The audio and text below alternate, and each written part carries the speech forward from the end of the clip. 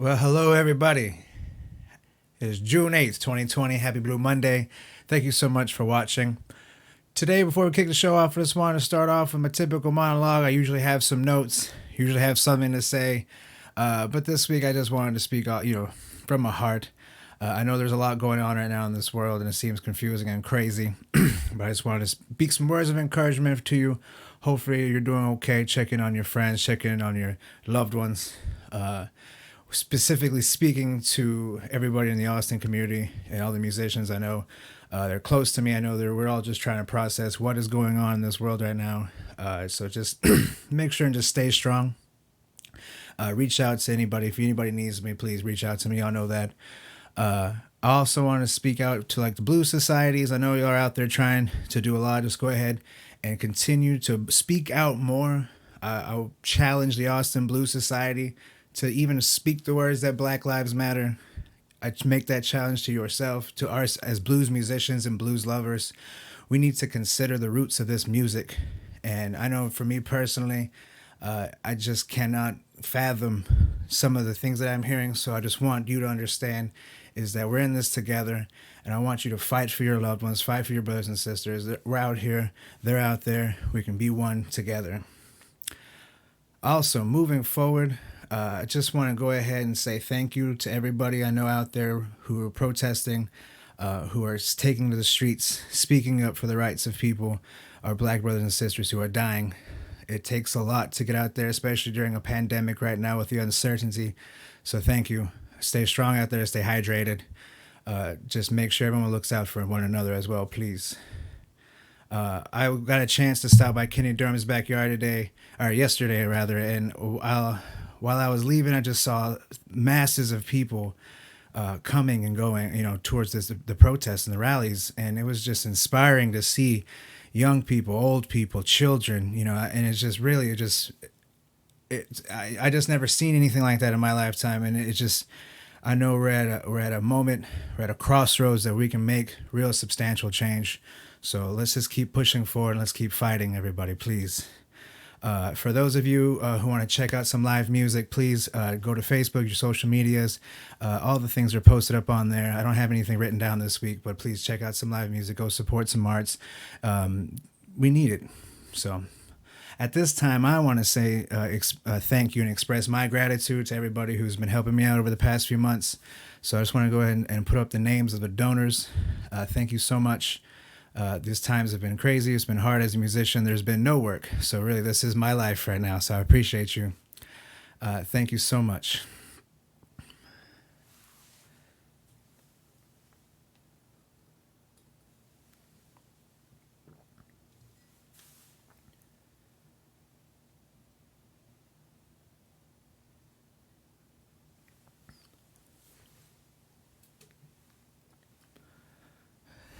And this is Blue Monday Live, and this is a music show. And you can't have a music show without some live music. And since we're all still self-quarantining right now, just keeping everybody extra safe, I'll get to perform some more of my music for you. This is week 3, so I get a chance. This is the 5th song I get to feature for you, I believe, now.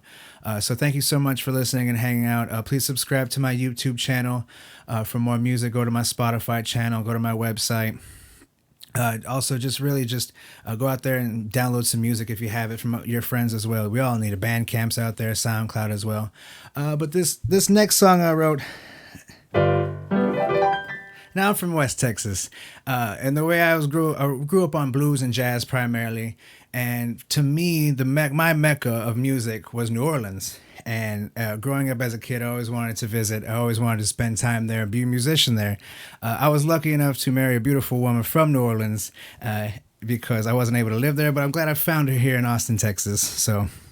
But this next song I wrote with some inspiration behind just some of the amazing piano players that came out of New Orleans. So you'll hear the influence. This song right here is called Out of My Mind.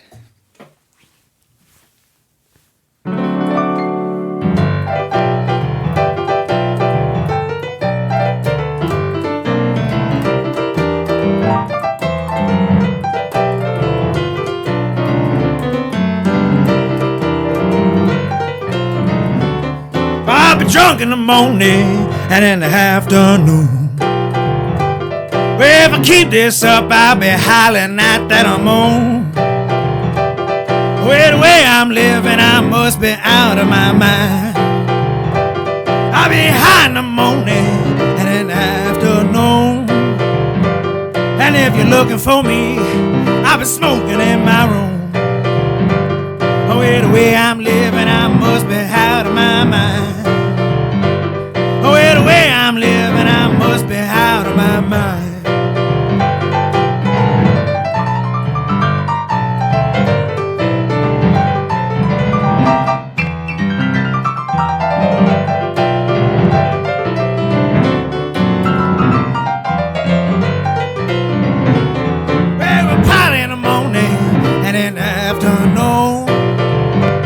Well, if I keep this up, I swear I'll be dead soon. Oh, yeah, the way I'm living, I must be out of my mind.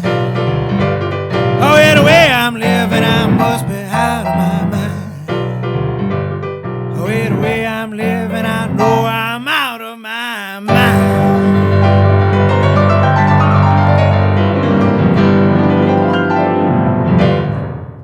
Out of my mind. That's the name of that song right there. I wrote that over quarantine. It's just kind of, I always have a bunch of notes written down, so it's nice to be able to put it together all into some music.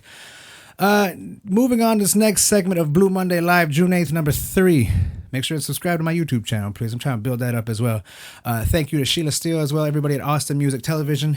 It's been an amazing ride. I've been enjoying this avenue of creating some music for you and creating some art for you as well in the TV medium. But this next interview, though, I've been waiting for this. This one I got a chance to sit down with Miss Mac.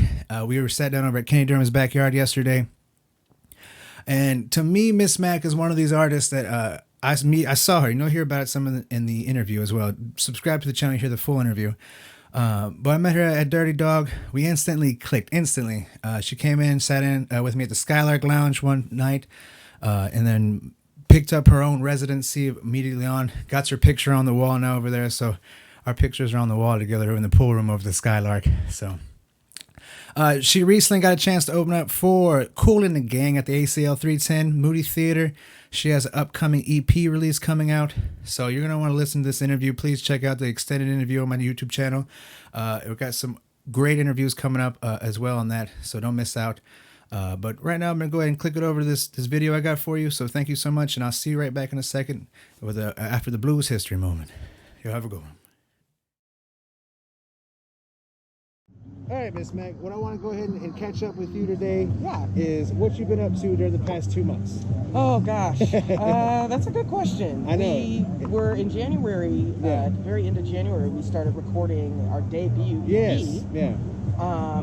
So we had hoped to kind of get that finished in March, and as we all know, that wasn't the case. So for the last 2 months, I think what we've really been doing is just trying to strategize and figure out where we're going, what the release looks like when we do finally get an opportunity to get back into the studio. Of course, and trying to write new material remotely. And how many songs are you going to have being released coming up? It's going to be a 6-song EP. 6-song EP, excellent. One of them is, I guess there's kind of like an intro, like an instrumental introduction. Yeah. And then 5, hopefully, bangers. Yeah, and these are all songs written by you, of course. Well, myself. Lyrically, right? Lyrically, actually, Leland Isley, a guitarist, wrote Don't Let It Get You Down, the ballad. Yes.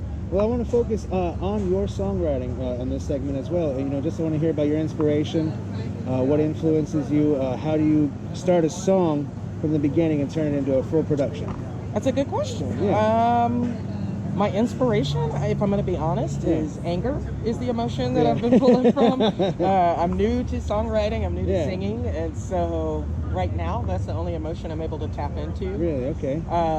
Ironically, the band is called The Daddies. Yes, Miss Mac and the Daddies, excellent band. So I tried to kind of tackle some of my daddy issues. Oh, of course, if you will. And so basically what happens is I kind of write the lyrics. It takes me a long time because I'm inexperienced.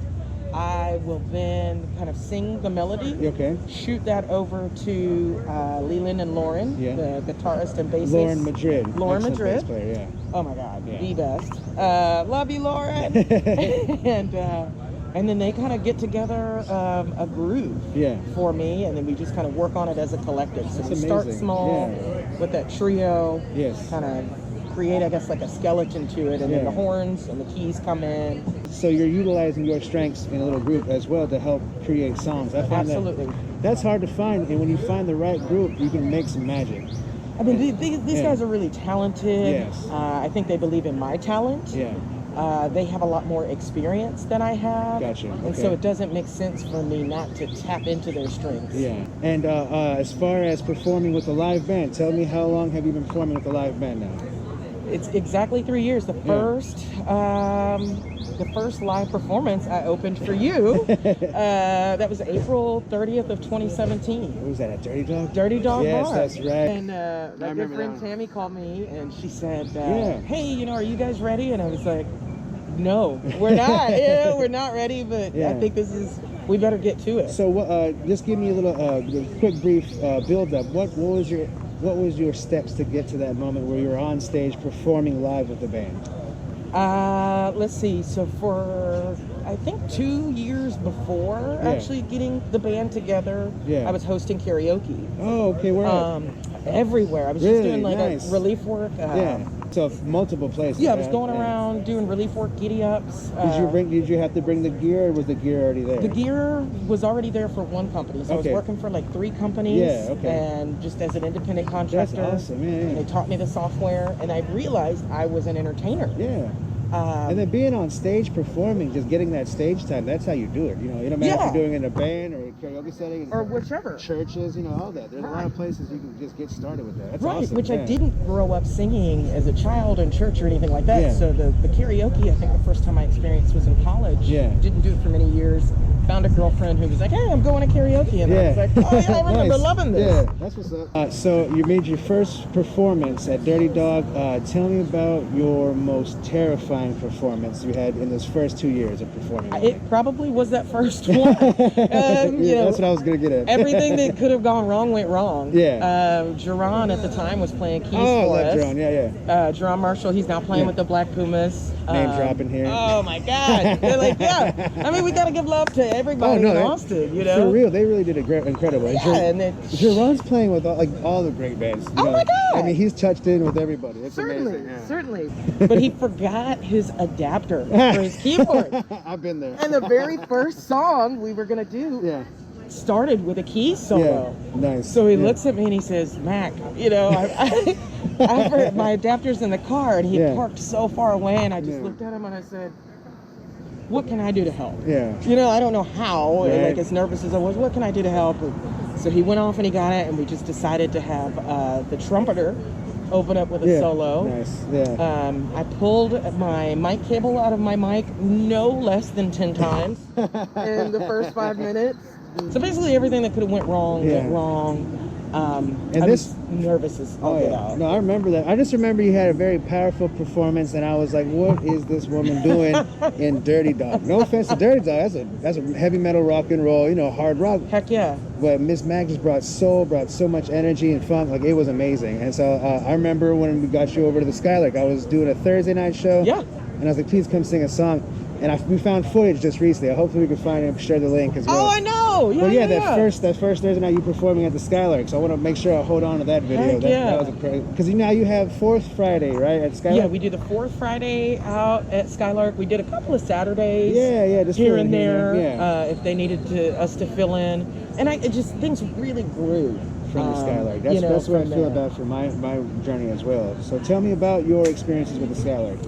It has been a launching pad. I mean, it has really been a place where I feel comfort.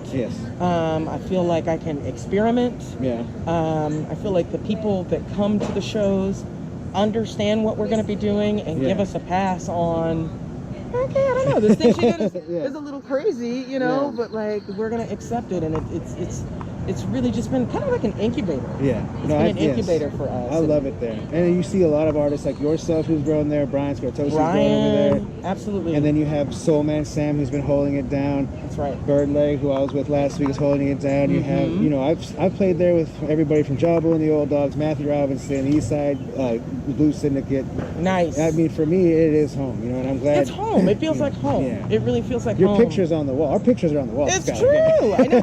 Well, and what was so crazy about it, we're grateful for it. Yes. I mean, I don't know that we would have gotten to the point where we are now if we didn't have a space like that. Yeah. With the love, the support, and just an opportunity. I want to talk about your biggest show you played to date. Oh my God! And I know we were sitting here and people have talked about it, just Miss Mac hanging out in this public, and people know that's Miss Mac from Miss Mac and the Daddies, opening up for the one and only legendary band Kool and the Gang at the ACL Moody Theater. Insanity. And this was right before everything shut down, so it was nice to go out on a high note, really. Yeah, no doubt. So please tell me about it, your experiences with it, what you learned from it. Oh man, just everything about it. That Jeez, was the that's biggest amazing, stage we've ever had an opportunity to play. You know, it's, like we said, Skylark is home. Oh yeah. And it's this small, really intimate, kind of tight-knit space on the stage. Yeah. Moody Theater is 100 times that size. Yeah. So definitely one of the things I learned watching back would be to be more free. Gotcha. It's almost as if I have been trained to kind of stay contained. Yeah. And so that was one of the things that I really wished I had done differently. Yeah. We got to sit side stage after we finished our 45-minute set, and we're watching Kool and the Gang. And I'm just watching all the oh my so much God. just coming out of the walls, just everywhere, off of every inch of the stage. Yes, and so it was a good lesson and a reminder. Oh yeah, spread out. Yeah, you know, use that whole and that's something for me. I've only been on a few stages that are that big. It's weird. Yeah. You know, I like the little. I mean, I like to turn my back to the audience, these little rooms. But no, there's so much. For sure. It's Yeah, so tell me about that though, seeing the big stage in comparison to the little stage and the work it took that you put in as a black woman in Austin, Texas. Yeah. Which is very hard. It's tough. No, I understand. And, as a male, I get some bonus and some benefits as well in the business. For sure. But I know, so for you to achieve such a great gig, tell me about the work that you put in. I want to hear about that, your journey on that. I mean, we can't discredit, you have essentially helped me build a big part of the city. Yeah, well, I just want to shine the light on you. You know what I mean? You gave me the space to do it, and I think once I got a hold of that space, like you said, it was incorporating those really talented musicians who believed in my talent, were also just as talented. A lot of sleepless nights. Yeah. A lot of tears. Yes. I think a lot of misunderstanding of, why can't I play here and why haven't we moved further along at the point that we're at. Yeah. But the way that it came about is so beautiful.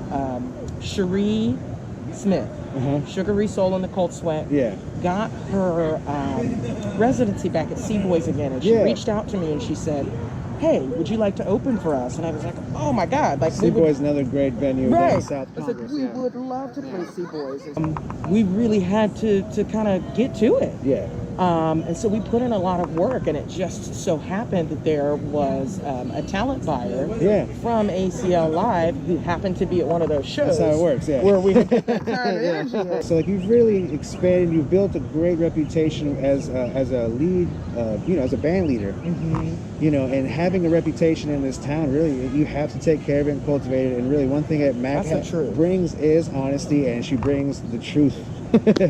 Sometimes too much truth. Well, there's that. No, I know. But hey, you know what? It's your journey, and you have to speak up for yourself. For sure. I've been really, I'm really passionate about that. That's fine. I had a vision from the very beginning, even though it's in a sense it was kind of accidental that this whole thing started. I've always had a vision. I've always adhered to that. Yeah.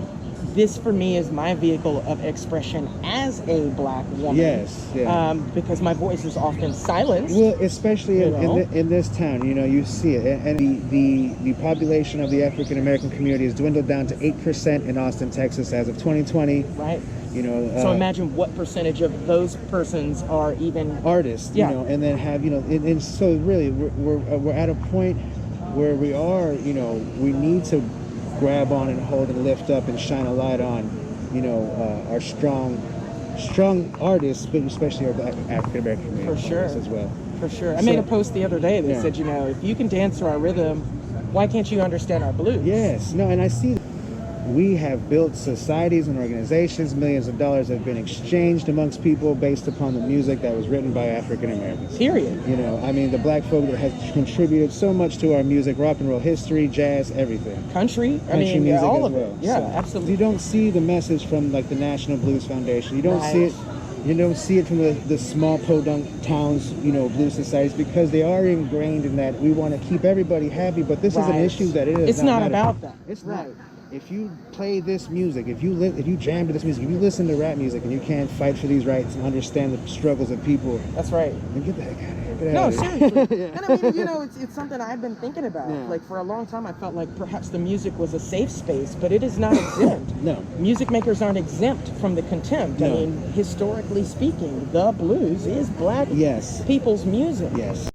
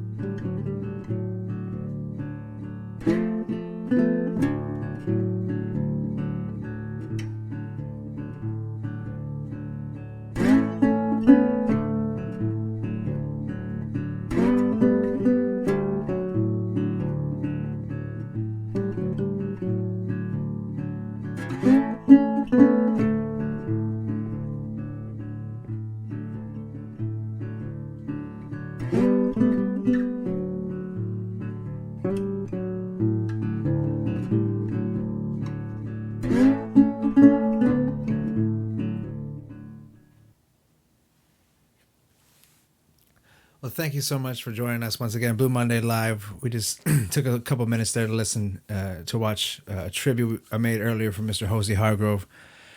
Personal story about Hosey. Every Monday night at the Long Branch, on Mondays, he would be out there, just come out there and play some music for you. When I first met Hosey, it was probably 2000, I want to say 2010, 2011 though. It was kicking it. Bass player Pete Webb at the time. I know Mr. Fagan was playing drums with him off and on as well. I got a chance to get to know him a lot in his last few years of it, when he was around. We all got a chance to really just get to know Hosey. He was an amazing man. Always had a great story to tell us. Really was honored to know him and get a chance to play some music with him as well. Moving on, I'm going to go ahead and play this last music segment for you. I got a few more minutes before I cut on out. I want to say thank you. Make sure and check out the show next week. There's a very, very special guest to me, Mr. Rod Bridgman. Gave me most of all of these photos I have behind me, a lot of them. Actually, I do have a framed photo of Mr. Hosey Hargrove up there as well. So I will have Rod up here next week. I'm not up here. I'm gonna phone call him next week. He's down in Florida, but big inspiration to me. I got a chance to see a lot of great music. So please subscribe to my channel and check out the show next Monday as well. I'm gonna play out here.